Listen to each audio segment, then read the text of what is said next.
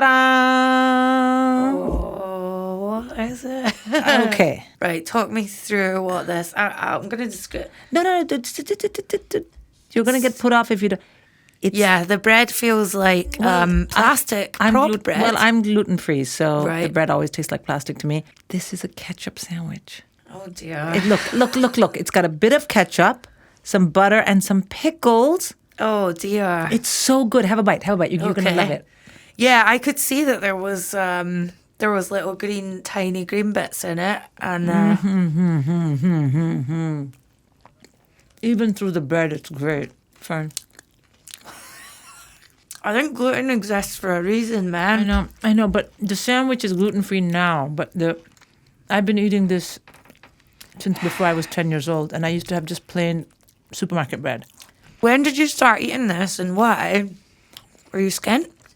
No, I was very young. I mean, all kids are skint, I suppose. This is definitely something a 4-year-old could make while their mum's in bed. That's Right. exactly what it reminds me of. Well, there you go. You see, what happened was, and this is a very specific origin story of this sandwich. I was a very annoying child. Sorry, Is it that bad? maybe it's just me and I'm really sensitive. Well, but can you see how the flavors go together? It's butter, ketchup, and pickle.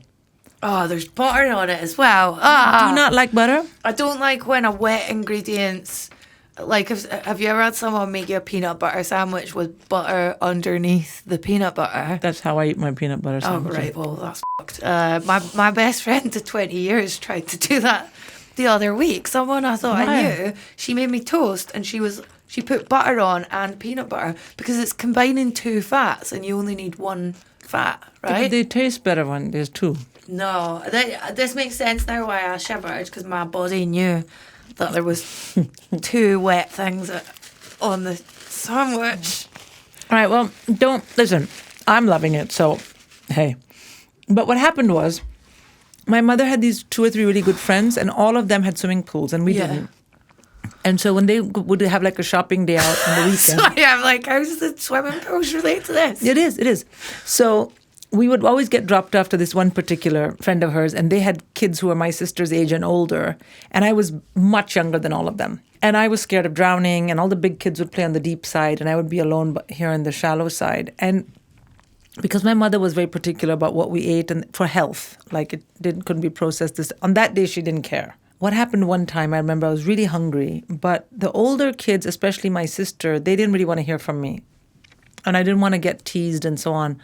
So I remember I got out of the pool at this house, and the other memory I have is I had to wear my sister's old swimsuits. So the swimsuit used to regularly stay in the pool while I got out because it was, and that was the other thing that annoyed them. They were like, "Where's your swimming costume? Where's your swimming?" And I'm like, so Carrie, I used to have to go like this. I went like this, and I was hungry, and I didn't want to get. I don't know. Did you grow up with older?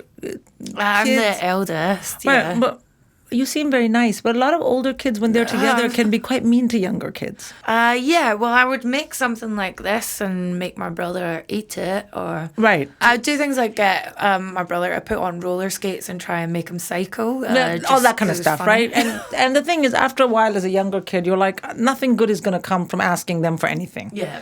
So I remember going into the kitchen, and I was like, what am I going to eat? Now, we were strict vegetarians, and this was a Pakistani family, so we knew they ate meat. My mother had said to me, if you ever eat meat, you see what I do to you. So it was like, oh. So I was like very scared to eat anything that was cooked. Mm-hmm.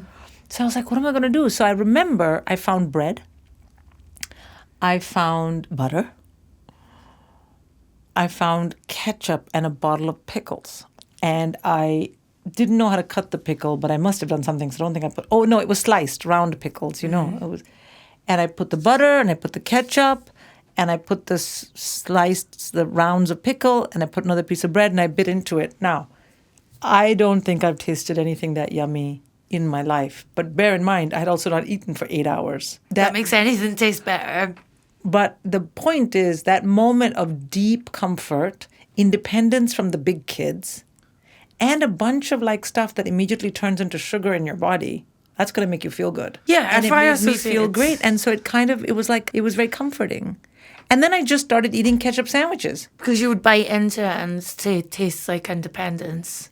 independence freedom. and satisfaction and safety. And also I love ketchup, and it's all sugar and butter and bread. And the time I knew this was not a universal thing is the first time I tried to give one to my kids. I think they were 4, and they were like, what the they didn't swear, but they were like, if they swore, they'd be like, what in the fucking name of fucking food is this shit? They refused to eat it. And I was like, but it's a ketchup sandwich. And they were like, no. I think the fact even little children turn this down says a lot. But what I was thinking it's not like little children are arbiters of good taste, okay? That's true. And gluten-free is making this a bit not as great. Yeah, because this would on like white Wonder ultra bread. processed bread, it would be better. So are you saying that if this was on Wonder Bread kind of supermarket white bread, Yeah, with big pickles, you'd love it? Yeah, because I've tried to give up bread a lot of times before, but gluten serves one of the most important purposes in bread and giving it its amazing texture. And I've never found a gluten-free bread that isn't appalling. Okay. This is one of the worst ones. I didn't think it was real bread when it was brought out. I mean, listen, I didn't buy this bread. I mean, and if you ever have to have a gluten-free sandwich from me, I guarantee you, I have gluten-free bread that tastes like brioche. Actually, this feels like something that's come out of bin. I didn't supply the bread. I'm just saying, I'm not getting into it, but they're your producers, and you can cut that right out if you want. When you first moved to England, did you move here for uni? Yeah.